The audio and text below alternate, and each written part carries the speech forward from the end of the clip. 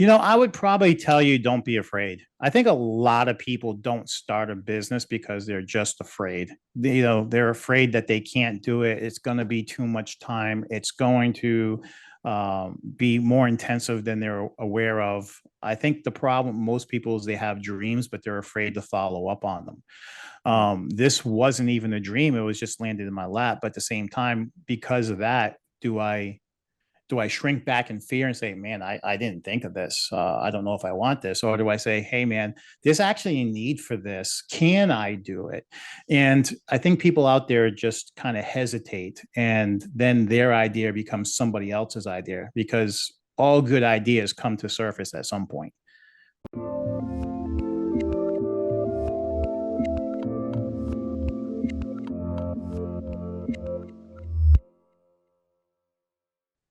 Hey everyone, this is Devin Miller here with another episode of The Inventive Journey. I'm your host, Devin Miller, the serial entrepreneur that's grown several startups into 7- and 8-figure businesses, as well as the founder and CEO of Miller IP Law, where he helps startups and small businesses with their patents and trademarks. If you ever need help with yours, just go to strategymeeting.com, grab some time with us to chat, and we're always here to help. Now, today we've got another great guest on the podcast. Christopher Hadley, and Christopher started his journey graduating from high school and going into the Marine Corps. His first job was at, I think, UPS, and then they went on strike, so he switched more to the corporate setting. After that, opened up a martial arts store, then got into distribution for a buyer and looking at reverse engineering of products, and then stayed within the US for a select number of clients, and then had to be careful with on the IP front as well, and then branched off that business and became more public and has gone from there. So with that much as an introduction, welcome on the podcast, Christopher. Thank you so much. Awesome. Well, so I just gave a quick run through to a much longer journey. So why don't we rewind and unpack that just a little bit? So tell us a little bit about how your journey got started, graduating from high school and going into the Marine Corps.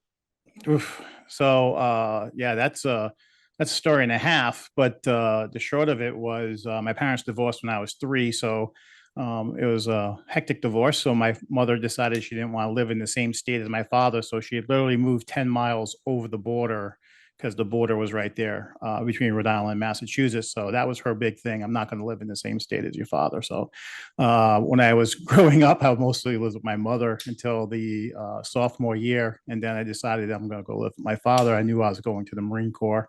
My whole family, both sides, all the males went to the military for the most part. So it was something I knew I was going to do. So I ended up graduating, believe it or not, from the same high school my parents did, which was pretty funny because my psychology teacher in my senior year was my mother's. She took the first year of psychology. So I ended his career. She began his career. So it was one of those things. So I graduated early, decided to join the Marine Corps. Had a lot of fun. I was actually going to join the Air Force. My uncle talked me out of it. Everyone in my family was Army for the most part. I figured I was going Army, but then I liked something in the Air Force. My uncle was the only black sheep of the family. He said, no, no, no, no, we're going to go over here and you're going to do this. I said, oh, okay. And the next, he jumped back into the Army with my grandfather before my grandfather retired. So I was like, yeah, okay. Got out, got into UPS. And I had been traveling with the Marine Corps, and when you're part of the union, you can't travel. You're stuck. You're local. That's why they call them locals.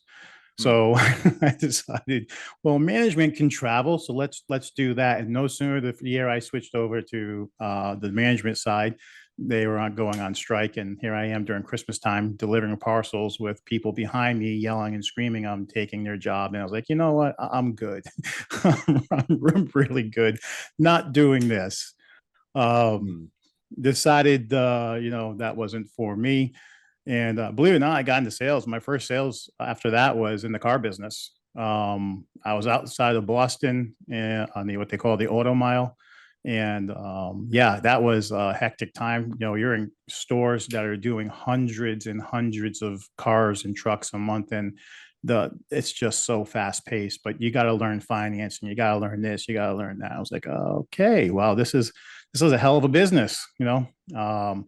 Became one of the younger finance managers out there and stuff. And eventually, my hobby was martial arts. So eventually, not a martial arts store, I had a martial arts school. I moved down to Florida.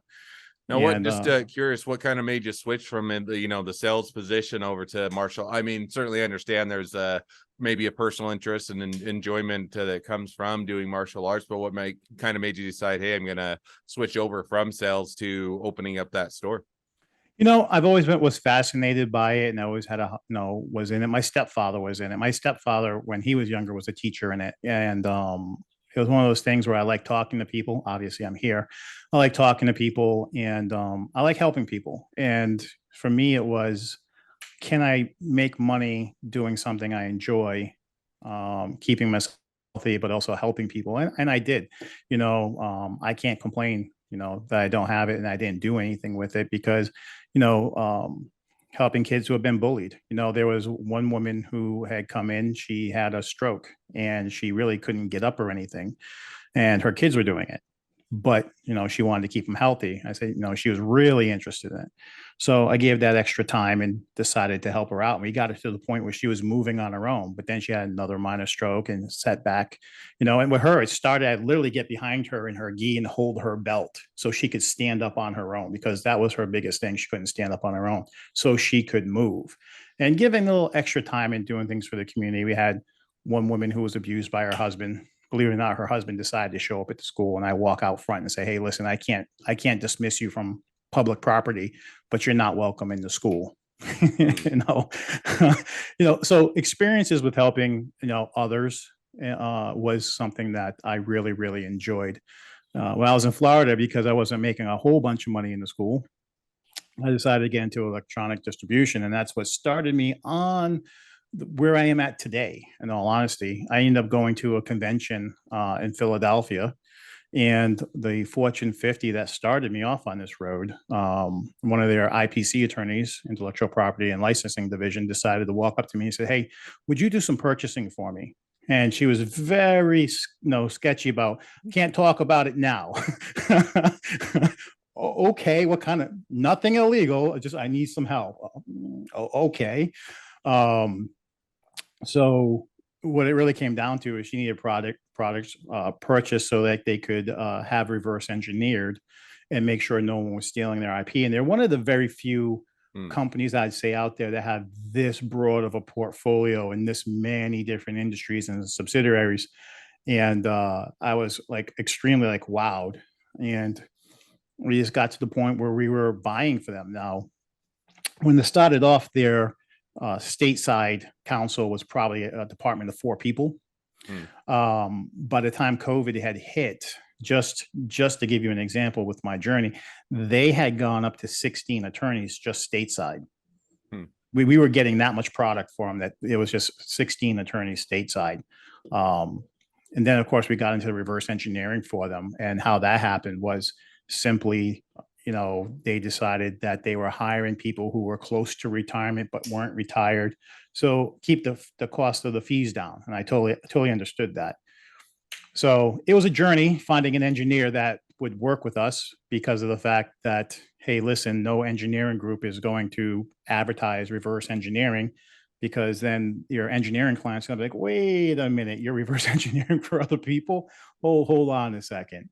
So found an engineer, brought him on board, and it's been a learning curve ever since. So this year we decided to do something different, which that was the initial company I had set up, and now this year we're going forward with a new company with, after doing the learning curve and doing everything with the original select few clients. Now we're opening it up broadband to everybody. So we already have people looking at it, and it's like just waiting for all to fall into place. But it's different industries, so I've never really thought that end up where I'm at, working with attorneys and learning IP law like I have. I'm not a lawyer, and I had no claim to be, and I would never give legal advice, and we don't. So the company policy is really simple.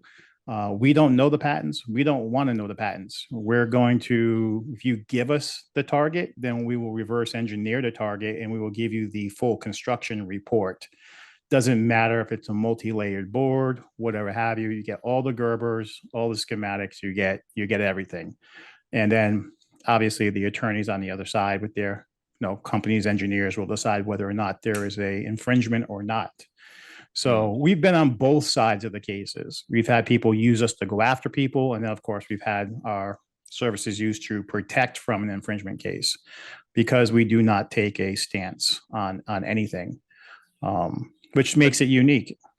Yeah. Now, one kind of question: what made you? So you started out kind of under the table. Sounds like it makes it sound like it or something untoward when it's not. And it was just No. Listen, few. it was a company. It was a company. It's still out there. It's not that. It's I want to keep the core group of people with the core group of people. No, I get the continuity of experience. And Yeah. also you're looking for a bit of confidentiality and wanting to make sure that everything is maintained that way. But now, what made you kind of shift from doing it more for a select group and more of on a confidential nature to expanding it out? Was it looking for new avenues to grow the business, or was it there was that demand there and there was an unmet demand, or kind of what made you shift or expand in that direction? Well, I think the thing was there was two ways of looking at this, or two ways I saw this, right? So first off, there's obviously a need, right? Attorneys out there, litigators, especially patent litigators, they need resources, and they don't always have resources available to them because they're always relying on their clients to provide stuff. And let's be realistic, there's an engineering shortage out there today, and engineering time. If corporations are spending their time doing engineering work for litigation, then they're not making money because that engineer is not doing something that puts money in their pocket. So it's a resource thing as well. Plus, we've also learned to insulate the client and the attorneys. Like, we have vendors, we have legal channels for strategic purchasing to keep the client anonymous. So if you came to me and said, hey, my client needs this, we go get it. Now, have I gotten everything? No, I probably have maybe a 90% return. I mean, just I want to say my Fortune 50, I asked them before we were going to have this interview, and we had a quick moment to talk prior to this interview.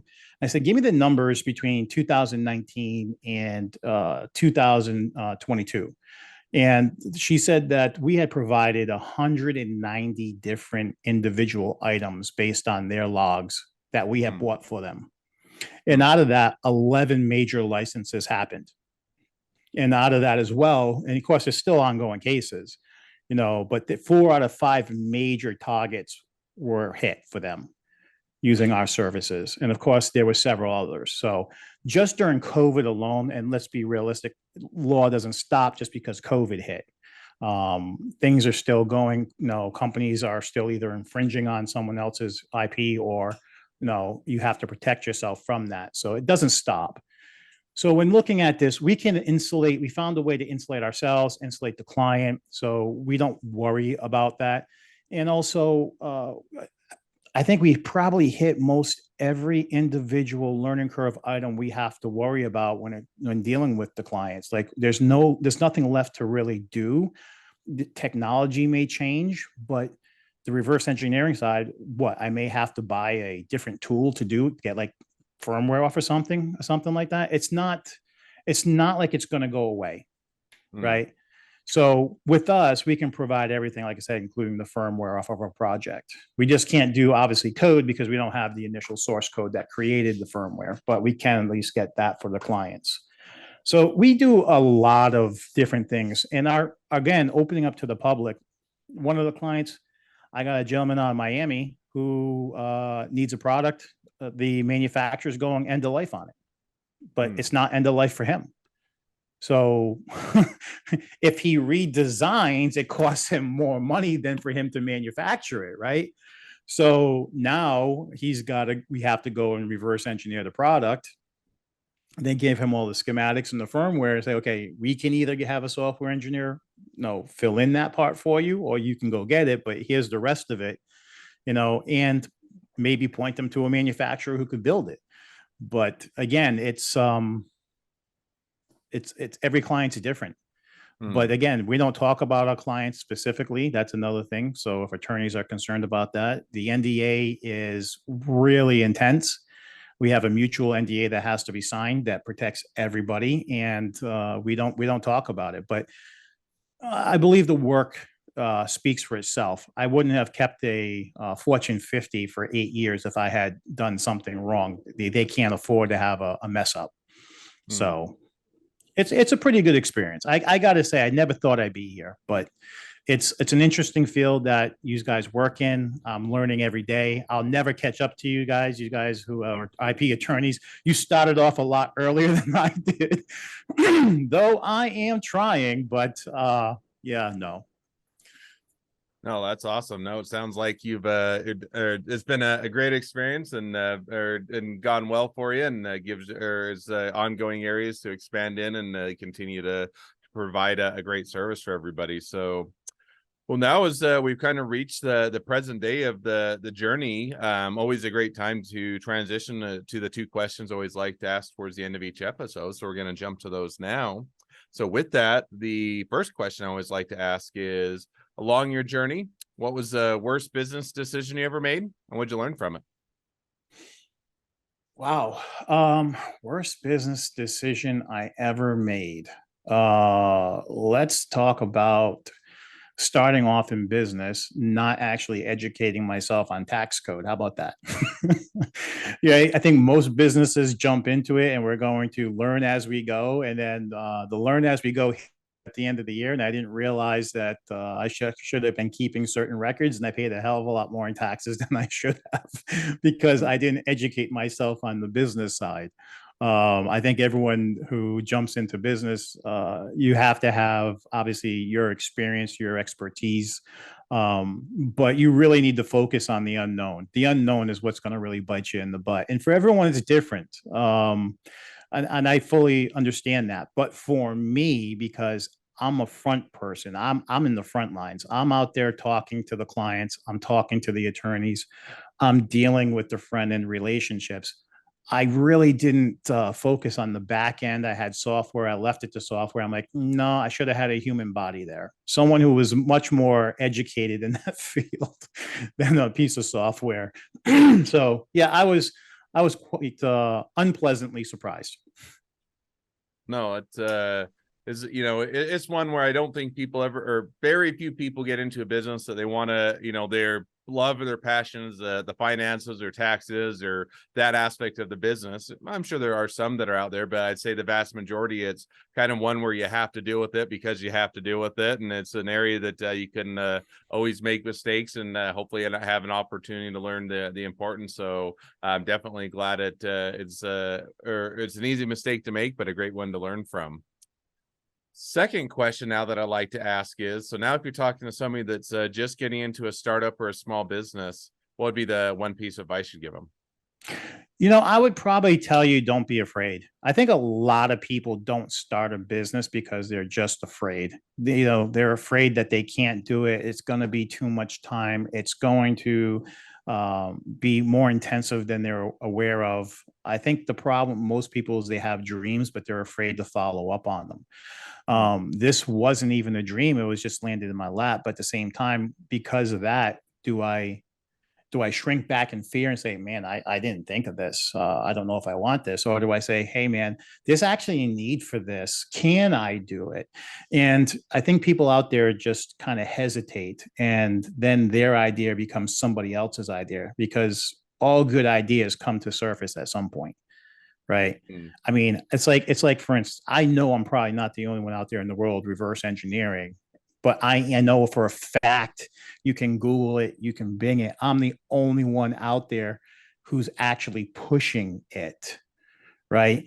And so I'm not saying I'll never say to anyone that I'm the first person to ever reverse engineer, but I will probably tell people I'm the first one to actively publicly promote it and that there's a need for it. I believe the attorneys have a need for it, but I would say don't be afraid. It doesn't matter how experienced you are. I'm sure you, who's opened multiple businesses, have probably talked about it on your shows in the past. Even you had to learn. You've made your own mistakes, and they hit you. They hit you no matter what, who you are.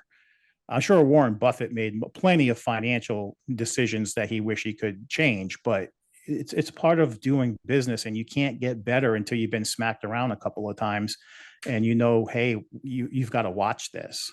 So No, absolutely. I think that, and I think that sometimes that fear can be immobilizing, or or it can stop you sometimes in your tracks and make you worry or concerned that, hey, when's if I make a mistake, or when's if I don't do everything perfectly, and then if all you're worried about is ever making a mistake, you're never going to get anywhere, because everybody's going to make mistakes along the way. But if you're willing to accept those and deal with it or move forward, I think that that's a great piece of advice and a great takeaway.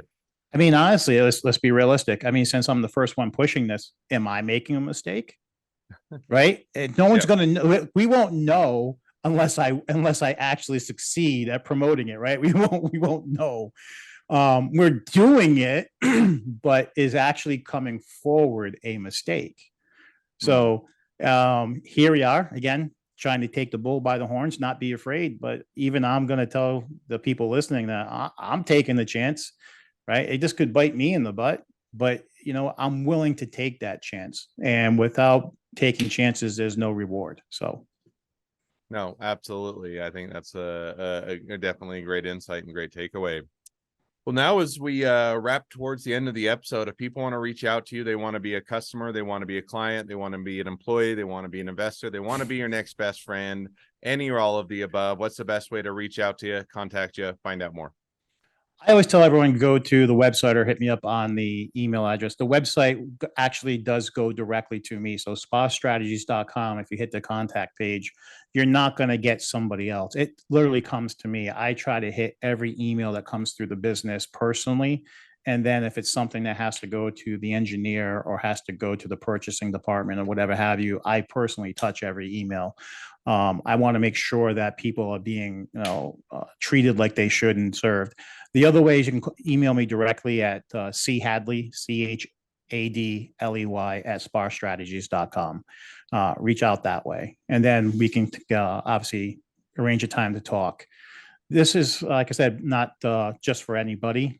Primarily, we're dealing usually with corporations and IP attorneys, litigators, especially. So it's a very niche market. I think there's a need for it. We've done it now for almost a decade. So I look forward to working with people. I look forward to showing results. Like I said, as a company, if anyone's listening, we don't care about the patents. We don't know.